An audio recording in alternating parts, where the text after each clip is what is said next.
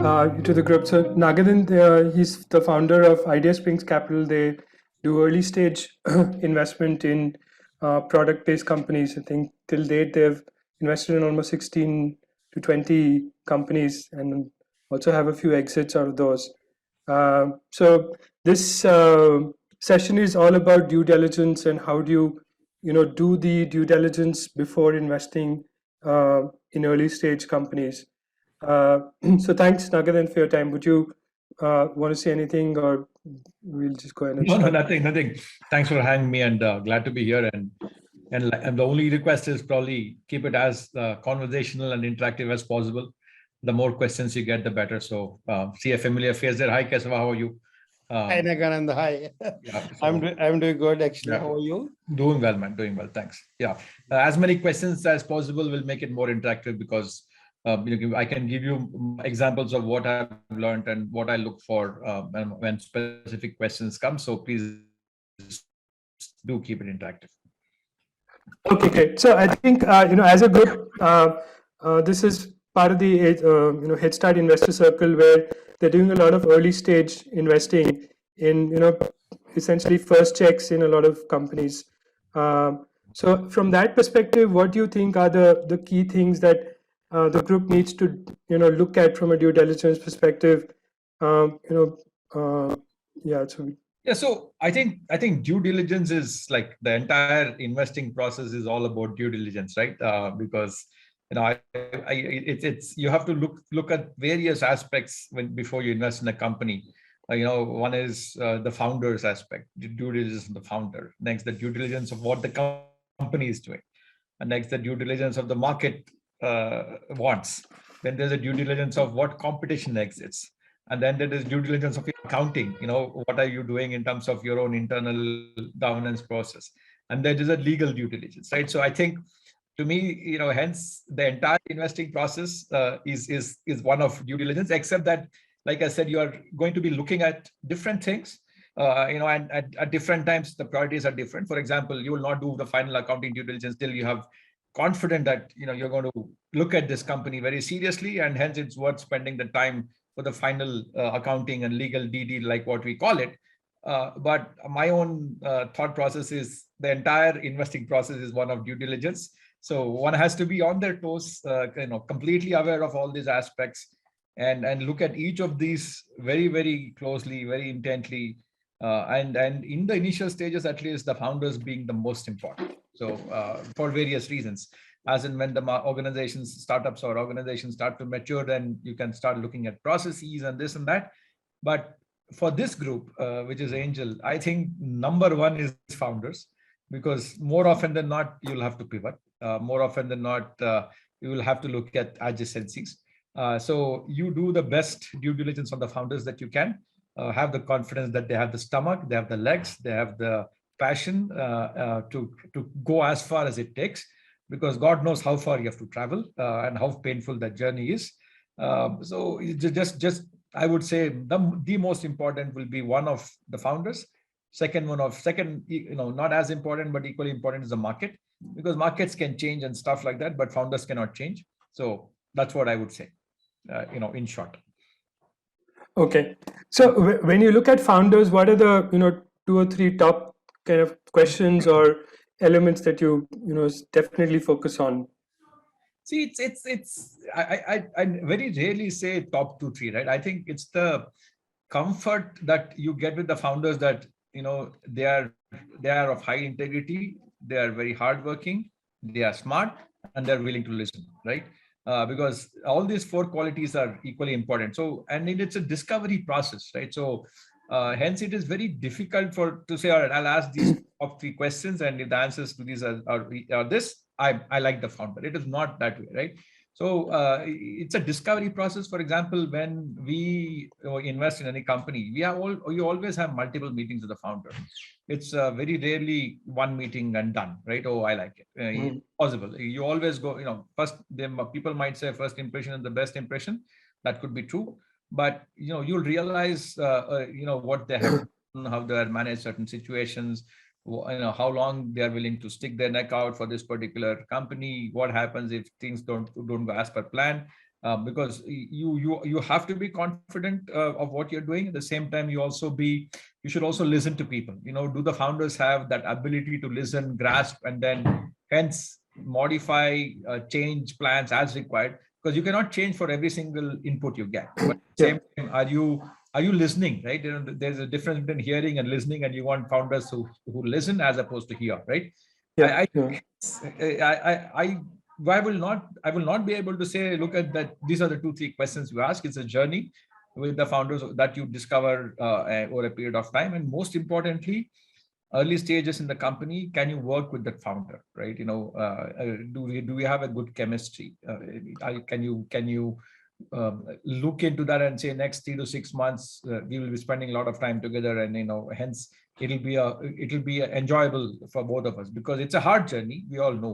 But if you can make it enjoyable, then it becomes even better, because as angel investors, you're coming in so early, you really don't know what you're getting into, right? We come in also very early, which is pre-revenue, but at least by the time you have a pilot or you have the prototype, whichever one. But you really, coming at the angel investor stage, there's nothing. You're starting with no product, no nothing, right? So pretty the clean slate. And that's a very hard way to invest, and that's why the probability of financial outcome at that stage is still quite pathetic, right? In terms of the conversion of investment to getting an exit, financial outcome is still very, very hard, because of all the uncertainties that exist from everything, in all different angles: financial uncertainty, market uncertainty, founder uncertainty, team uncertainty. There's only uncertainties wherever you look at, right? So that's hence angel investment is even harder. And the other issue is most of the angels don't have the time to spend, right? You're not a full-time investor. Most of the guys are who are angel investors. They are saying, okay, I'm passionate, I want to invest in some startups, and you end up investing where you don't have time to give, and that also becomes very challenging. Yeah, I was kind of coming to that. So given that, as angel investors, they're, investing as a group, and they probably, go through a couple of pitches from the startup and then take a decision. So that makes it that much more, difficult for them to get a feel of the founder beyond the first impression. So do you have any, anything, any kind of tips or tricks that you use, to get that, understanding better in those? Well, I think references, right? References. And anybody, they can read people whatever in one meeting. I think that is all. It's all bullshit, because you have seen the best of the best investors go wrong. Right? And it's very hard, and it's not. And many times, what you also observe is the dynamics. Each founder is individually very good, but somehow as a team they're not clicking. And how the hell do you discover that when the investment time, right? It's impossible. Yes. So hence, 2-3 things you want to look at is, one is always go with references. People who have trusted, who have worked, whom you trust, and who have looked at these guys for some period of time. That's very important. Number one. And hence, people always ask the founders, how do you know each other? How long have you worked with each other? And how well do you understand each other, right? Because if somebody has come in just recently, you have no clue what the dynamics between the founders amongst them is, and it's very hard. Even they will not know. And we have seen even in our, in the industry across that, even guys who knew each other very well, after 2-3 years, all shit hits the roof. For various reasons, because of nobody's fault. It's just that one person wants to go one direction, another person wants to go another direction, and there will be clash of ideas, there will be clash of paths you want to take, and that will lead to a lot of disagreements and heartburns and so on and so forth. So hence, when you are investing, one is you will also learn to, as an investor, you will learn to read the characteristics. It's very hard to teach it, right? Yes.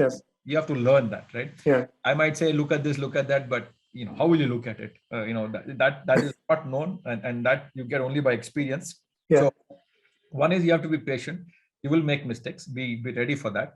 Number one. And number two, make sure that the founding team has worked with each other. Very important. All you're doing there is decreasing the probability of discovering some issues later. Mm-hmm. Number two, And number three, go with references, right? And then when you're talking to them, you can also realize the kind of steps they have taken in their own professional journey, right? How resilient have they been? How have they reacted or acted in terms of adversity? Because in startups, everywhere you look, it's only adversity, right? Yes. So some instances have those discussions, and most important, are they listening to you in meetings? Or like I said, the listening versus hearing, it becomes very important. So you look for those characteristics, and then each investor has to develop it on their own, right? So you will make some 5 investments, out of which 3 or 4 you learn, one will be good, and then that's the process. It's an expensive process, I would say, because you are putting your time and money, but I don't think there's a shortcut for that. So that's why it is a little bit of a risky journey from a financial perspective. Yeah. So I guess what you're saying is more, and in the pitch sessions, go beyond the product and spend more time on understanding the founders as part of the those sessions, and just I not think focus that is, on. yeah, very true. Particularly when in the stage where you're an angel investor, I'm presuming more often than not, there's very little to talk about the product, right? Or even if there's nothing to talk about customers, prospects, market, right? So product is important to see what is the approach they have taken, what is it they've built, how much the attention to details they have done. But you should be quite ready that product will morph into something, right? In some adjacency, in some way, right? Because you will discover things in the market. So hence, pitch session is how well you can talk about what you're doing, how well you present it, and why did you choose this. But most importantly, these other soft factors, I think you might not be able to get it in the pitch session. So I would always say have few more meetings post the pitch session.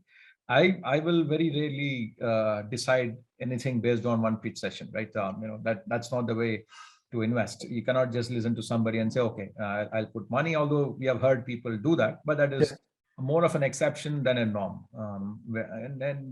And pay a lot of attention to references and people who have worked with them, because that carries a lot of weight for us. In all our cases, at least, when we get referrals, it obviously comes to the top of our stack for obvious reasons. Yeah. So we probably need to incorporate some amount of background checking for the founders through reference and other means. And background checking, like I said, with people right? You just talk to somebody whom you don't even know, and not that background check. Somebody who has worked with the founders closely and who you trust, right? Because the person you're checking the background from, you should trust that person.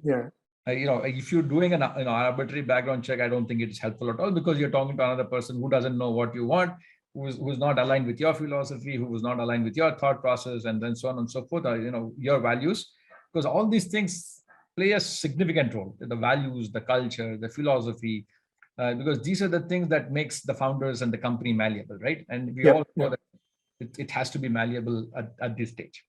So I would say, spend significant amount of time on those aspects. Okay. And so we'll continue as you said, there are 2 levels of due diligence. One at the pitching stage, essentially, and it's a continuing process. And the second, more detailed, is when you do decide to invest and put the money in. So at the pitching stage, the other element would be the technology and the product. So what would be the key elements that you would look at that? So look, it all depends on the kind of startup that you're investing in, whether it's a B2B or B2C or what it is, right? So, if it's a B2B, then obviously tech plays a very important role, because your differentiator is all built, in tech. If it is a business innovation, then how disruptive is the idea? Who else is doing it? Those things take more importance, because it is possible to get into those kinds of startups with minimal tech, right? More of how are you delivering that experience to the customers? And backend might not be as as deep in tech as the front end, right? The front end experience matters. Back end, you can do what you want, because B2C customers are very forgiving on anything that happens, right? If an order doesn't go through, they'll call up and they're pissed off, but they'll never walk away unless the experiences of delivery is bad, or you deliver something they didn't ask for or whatever. But the ordering process, they're a little bit more forgiving, let me put it that way.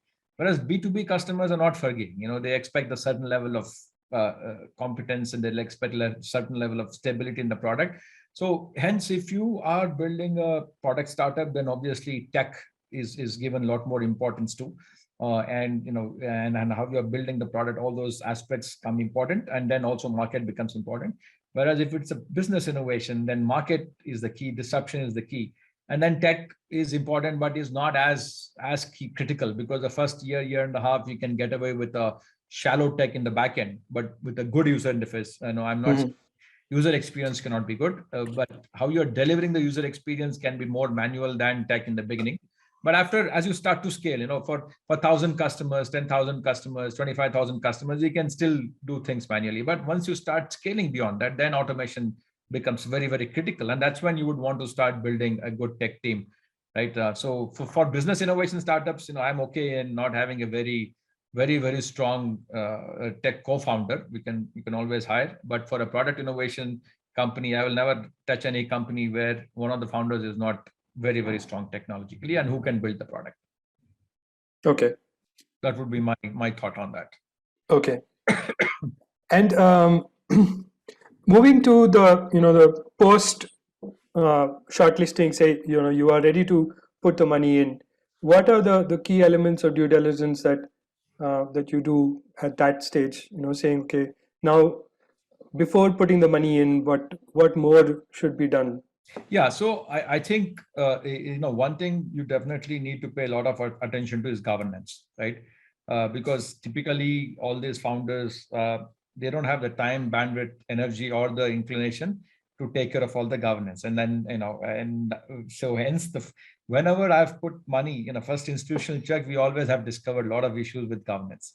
But I think that should stop. Even at the angel investment level, you should get on board a company secretary. You should get on board at least an accountant. It might not be a CFO. It will not be a CFO for sure. At least an accountant who will create the basic MIS, who will ensure that the quarterly government statutory requirements are met, and we have incorporated the company in the correct way, right? There are a lot of such fundamental things the entrepreneurs go wrong with.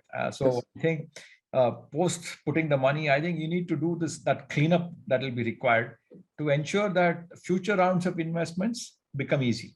Right? The idea is, if you do the due diligence properly and if you put a good governance structure in place, the early stages itself, then it becomes a lot easier for the follow-on rounds to happen. And when the first institutional check happens, then there's not that many what we call condition precedents or condition subsequents, right? Because CPs, you cannot write a check till the CPs are completed. So goal hence has to be to discover all those things during the due diligence process and then fix those things, right? Because it's easier to fix when the companies are smaller, and the more time you take and the more time that has elapsed from when you would have to file for something, all the compounding comes into place and so on and so forth. So you do that quite a bit. So I see you smiling when I say that. But that's what I would say, that post the market, the founder and the company and the competition diligence, you should really look at this, both accounting and legal diligence, and make sure that things are done in a coherently and in the right fashion. But what I've seen, the challenge is always the funds available.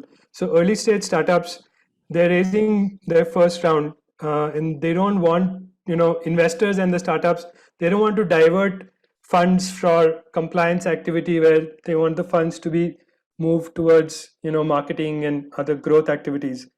See, compliance doesn't cost a whole lot, right? I mean, you can, because you don't need people full time. The assumption people make is you need to get somebody on board full time. No, you get a part-time company secretary. They will understand it, and they'll say, look, as and when I grow, you will stay with me, and they will also invest. So, compliance is not cheap.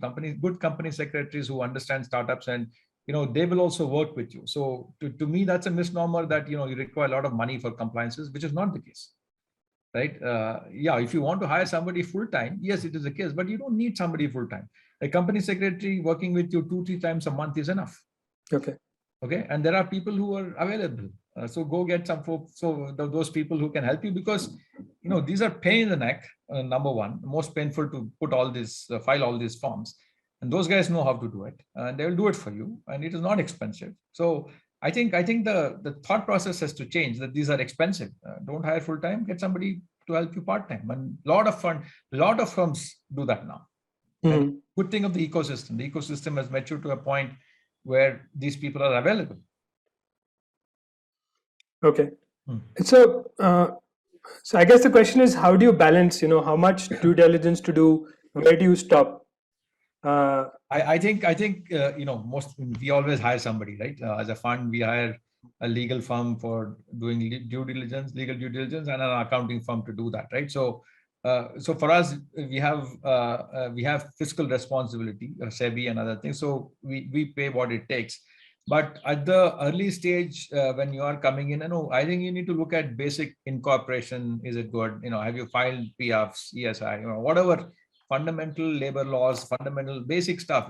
There's you should create a 15-20 point checklist in talking to people, and then whatever at that level you can check, you should do. Obviously, as an angel investor, you're not going to afford a complete, you're not going to hire a law firm to do diligence of those aspects, but fundamental things that you believe are important, and hence you have to develop the knowledge, right? What are the 10-15 things that you would want to do the diligence on? For example, if they're exporting software, getting outside money, are they filing softex? Because if you don't do it, you're in deep trouble, right? So fundamental things, hence you as an investor, you have to understand certain basic things that are required for a company to be called kosher. Mm-hmm. Okay, and make that list, and just ensure that those documents are in place. That's fine. Whether the company is formed properly, share certificate are issued to the founders. Do they have the POSH in place? If you have female employees, you have basic things that are required, and you don't no need to do a full-fledged diligence like we do. Okay, and should we look at validating the claims of the startups? Whether they have the right traction, whether they have the customer, the reviews are coming properly, things like that. See, I think those you don't need diligence, right? I'm assuming angel investors are HNIs who have run businesses, or who have been in reasonably good positions in various organizations. So you will see through all those things, right? If you say you are making this customers revenue, whatever, you will end up talking to 2 customers. It's not that you're going to invest without talking to. That's why I'm saying when you do the market survey, you will be talking to some of their customers. And then if the story of what the founders are telling and what the customers or the prospects are telling don't match, then it's a red flag. Mm-hmm. Then there is some issue somewhere. It's either the founders have misunderstood what the customers or the prospects are saying, or they're misrepresenting. Right? Either which way it's wrong, which is bad. So hence those things will come out very clearly. And then obviously when you look at the revenue numbers, you will look at the bank statement, bank balance, or your balance sheet, which should be done by a financial professional, right? Somebody needs to be doing that. That's why I'm saying a basic accountant is required. Mm-hmm. You have to look at those aspects, because you have to validate and verify that the information that the founders are giving you matches with the reality. That fundamental thing you have to do, because that to me is the biggest red flag. You don't want to be working with founders who are not transparent. Okay. Then it doesn't matter how good they are. If integrity is questioned, walk away. Okay. Yeah. I don't know when it will come. Okay. Yeah. So I guess we can open up to some questions if Eddie has. You can unmute and ask directly. There was one question from Hemang. He's asking, how do you evaluate the founders on resilience and ability to follow a plan? I like I said, you'll discover a few things in conversation, and what they have done in life, what they have followed up with, and what you have 3-4 conversations with the founders. You also see the level of consistency in from one conversation to another conversation. As they stood for all those aspects to say that they are sticking to what they said in the first meeting, and things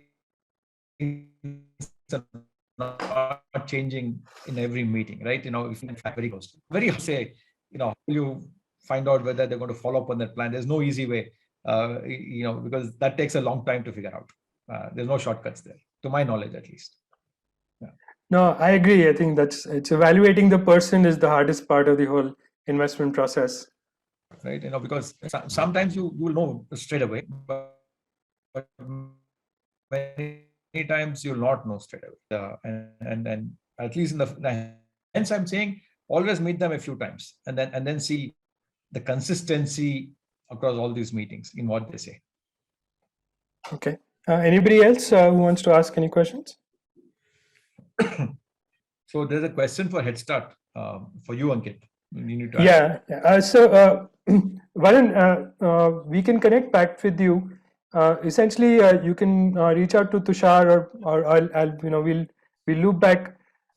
Essentially, what Headstart Investor Circle does is we curate startups and then we have monthly or weekly pitch sessions with the closed loop Investor Circle people who then decide as a group on investing in startups in the startup. So there is a membership process where we can kind of come back to you. Hi Keshav, go ahead. You can unmute yourself and ask. Hey, Naganand, actually the cohesiveness of the team is very, very crucial. Okay, so how do you rate it actually, especially when you are investing into the early stage, and how do you check their cohesiveness within the team? Yeah, so like I said, Keshav, obviously you will check for the cohesiveness of the founders first, right? 3 founders, 2 founders, whatever, right? Because founders, early stage team members, you will hire, they'll have to get used to it. They're employees or early stage employees, and that's a different story. But what is critical to you is the founders, and you have to absolutely ensure that the founders are cohesive, and that's why I said, one of the key things we ask is how long have you known each other, how have you worked with each other, and most important question that we also ask is who is playing what role, right? Because more often than not, what will happen is at the stage they come to you, they are fairly open in who is doing what, and we have realized that if you don't understand and put who's playing what role early on, that's a big heartache later on, right? Oh, I wanted to be this, you became that, or whatever. So we always ask if there are 2-3 founders, who is the CEO, right? It is very, very important to ask that question as to, okay, all 3 guys you're all great, but have you decided who is the CEO, right? And more often than not, you'll discover that they haven't had that discussion because they're still in the early stage. So I think in understanding who is playing what role in the organization, have they worked with each other, and have they signed up for the roles they're going to play, and do they have the capability for the sign-ups they have signed up for, and do they understand the strengths and weaknesses of each other? I think these are all the aspects that you have to look amongst the founders. I will not, team is important, but it's not as important as the cohesiveness at the founding level, because the founding team stays together, they will build the right team. And is it important as to how much shareholding the founders have? Should it be equal or? No, that I think that's why I'm asking, right? Sometimes it is okay to share equally if they're all equal founders, right? But if one person, and that's why I'm saying, look, ask those questions early on, because if it is clear in terms of who is playing what role, how much equity they hold in the company, and why, and is all of them aware of it, then those are the things that lead to issues later on. So I think all these issues must be dealt with before you invest in the company, because post-investing, if you discover these issues exist, it's a pain in the neck. Okay. I think follow-up, there is one question from Mukesh regarding actually, hey, will you invest in the solo founder? Yeah, so preference is not. If you look at our investment, we have done some 16 in first fund, and we have done 18 investments. In 18 investments, there's only one company where a solo founder, right? So obviously the preference is always to have at least two, anywhere from 2 to 4 is ideal. But if we really like something and we really believe that the founder can pull it off, then we do invest. We don't say we will not invest in a single founder company, although we prefer that there's somebody else. And only the reason being, it's very hard journey, and if the founder doesn't have somebody to kind of have discussions with, have brainstorming session with, and have another sounding board, it becomes hard. The journey becomes hard for the founder, and then what will happen is, as an investor, you'll end up playing that. Yes, it is okay to play, but if you can avoid it, avoid it. So for me, at least, I would say that is not a showstopper, but preference is definitely to have at least two, and not too many. 2 to 4. If you have 6, 7, it becomes another nightmare. Yes, you have a crowd to deal with. Yeah, you have to. There are too many issues. Issues among founders will take precedence over running the company. So 2 to 4 is an ideal number for the founders. Okay. There's a question from Aditya around just valuation at an early stage, and as part of that due diligence, how do you take a call whether that's right, wrong? Yeah, so there's no. To me, valuation at this stage is art, not a science. I think it is mostly driven by how much money the founders need to get to the next level. And then for me, round down, there is 15 to 20% dilution. So that's my at least till you get to Series A, even in Series A. So assume anywhere from 10 to angel round is probably depending on how much money is being invested in the company, right? So I don't think you can say we'll put 50 lakhs but we want 20%, because you're the company at too small a number, and getting that X multiple will become very hard. So if you're investing a mil angel, then 15-20% is okay, because you're still valuing the company at a decent number. But if you're investing just 50 lakhs, 1 crore, then don't expect more than high single digits, because it's not fair on the founders also. If you put that much money and then take away 20%, then it's probably too high. So I think you just need to find that right balance. 1 crore, I would say 8% or something. If it is 2.5 crores, yeah, go to 10%, 11%. If it is 5 crores, then go to 15%. More than that, it's 15 to 20%. So that's what I would say as a thumb rule in terms of valuation. There's no other way to evaluate it at the angel round. Yeah, because valuation is coming into picture, then it's beyond Series A. Even for pre-Series A seed, there's really no metric to say this is how we're going to value it. Yeah, I agree. I think it's all future dependent, which is still unknown. So there's no way you can do anything with it. So while there are questions coming, would you have any story where you liked the founders at the pitch and then you decided not to invest due to due diligence? Yeah, there is. You like the founders, but you might not like the market they're in, or the sector they're in, or the problem they're trying to solve, because you believe the market doesn't exist. It happens all the time, and then you'll have to let go. You tell the founders, be honest, and tell them, look, I'm not investing for these reasons. See, at least for me, the toughest part of my job is to say no, right? Because you see that passion, you see the drive the founders have, and at times, many a times, we say more no's than yes, and it's very hard. But you have to say what it is, and sometimes you don't understand the problem they're solving, and you have to tell them. And sometimes you don't believe that the problem, the market is as big as the founder thinks it is. You may be, and you will be wrong as an investor, but you say, based on what I see, this is what it is. You may agree to disagree, but this is what it is, and they'll appreciate it. And because who the hell are you to tell a founder, oh, this work does not work, right? It's not our job to say what important. It's our job to say, I'm investing or not investing because of these reasons. Now, yes. We really don't know beyond that whether this company will have financial outcome. I don't have any crystal ball to predict it. Yes. Based on what I understand and based on my limited knowledge, this is the call I'm going to take. I may not like it, but this is what it is. And that's why you see all VC firms always have anti-portfolio, right? Because they think it will not go anywhere, but we are wrong more than we are right. So, but that's the way it is. Okay. Yeah. So people are interested in, saying if there are any stories that you would like to share where, things got missed in a due diligence, you invested and, you found out later on that, had you known something, you wouldn't have invested.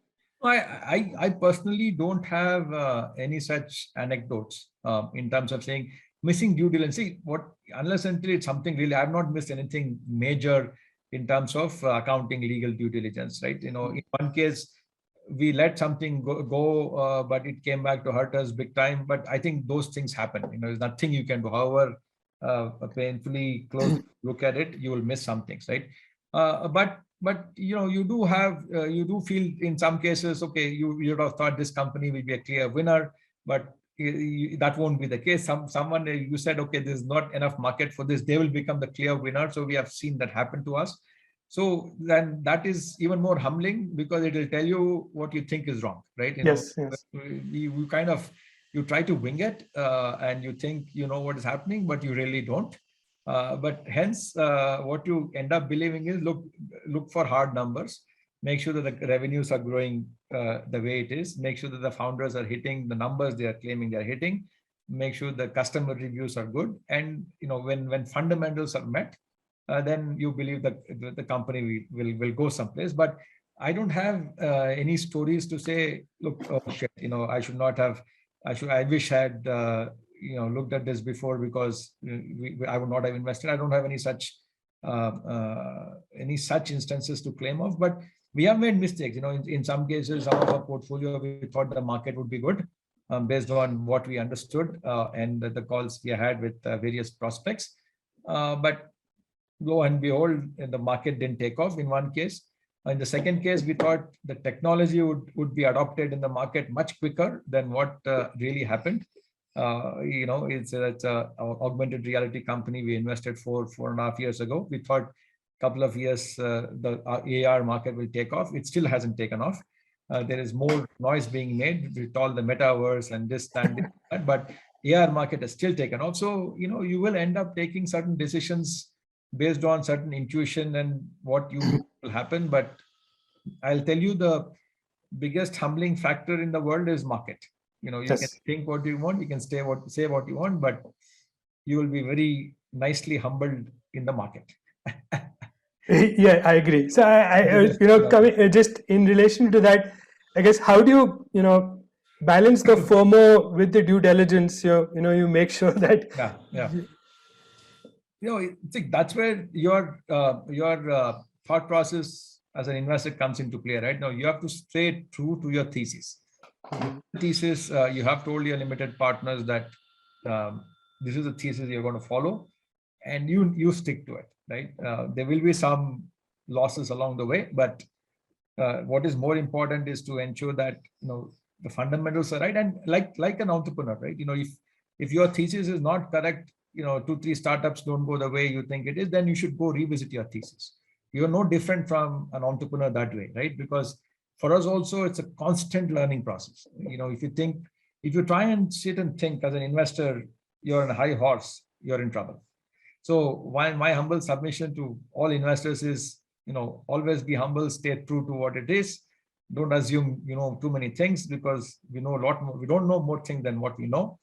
And as long as you have that attitude, I think you will be humble, you'll be honest, and I think you'll come out a winner. Okay, thanks. I think there were anybody else who wants to jump in, ask anything? There's another question, right? Best example, Cred's any interesting war stories. So Cred, the valuation is a big fat bubble, yeah, and I believe it is, but there are many people who don't believe it is not, who believe that Kunal Shah will be able to pull off magic. Time will tell. But like I said, Ideaspring would not be investing in that, but there are a lot of smart investments that has gone into Cred. So we'll wait and watch whether it's a bubble, that's big fat bubble, or something will be delivered. That is, the jury is still out. But yes, I would not have invested, but hey, who the hell cares about what I do?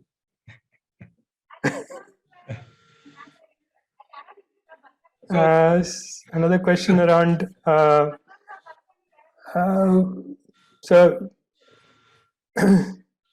So it's Where aspiring solo investor, solo founder, wanting to give equity to someone else really extra talented instead of a normal founder. Like, I think that's fine. Like I said, if you have somebody whom you can pull along from the early stage where you have brainstormed and you believe complements you really well, it's always good to have a co-founder. But if you don't have such, but you have a great idea, you don't need to wait. You can always, but hiring people, integrity that I would want in a founder. So just watch out for those things, right? I'm not saying you can't do it, but be extra careful about that. There's nothing wrong in giving more to a person you are hiring. You can do it, but to get him, I've also many times what has happened is people have hired such person, they waited for 6 months, and if they really like and that person is as good as the founder, they make that person co-founder. Yeah. Right. I've seen that happen also. But elevating somebody to a co-founder, be very careful, right? It has to be for real good reasons. If they're not not there when you started the company, so be careful, but it's doable. So there's another question about from Hemang about separate being excited about deep tech promise for which the market or time may come for the future. So it's look, first of all, there are very few deep tech companies in India. So, most of the companies are doing good products, but very few doing deep tech. And I think deep tech in India is hard because the market doesn't exist. You got to go sell in the US. That's where the market is. So we are quite nervous of actually investing in deep tech companies because, in that case, you've got to be in the US. Very, very hard to deliver a good deep tech company based out of India currently. There might be exceptions, but if you can't sell from here, it is very hard. And the kind of capital, because you get into a catch-22 situation. People will ask, where are your customers? They say in the US, have you sold anything? No. Then they'll say, okay, get us some customers in the US. Then we'll be interested in funding you. So we'll get into some of those issues if you're really deep tech and you can't build customer base sitting in India.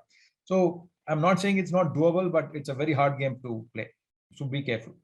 one thing I wanted to bring at this in the Silicon Valley, this case of Theranos, that founder getting found, guilty of fraud, and the investors, I guess, again, that failed because of due diligence. Just wanted to know if you had any thoughts on that, or if you look, you had some of Lawrence Summers, who was the Treasury Secretary, it was something else. I don't know what went in there in terms of the investment. Probably they trusted this lady too much, or she mesmerized them, or whatever it is.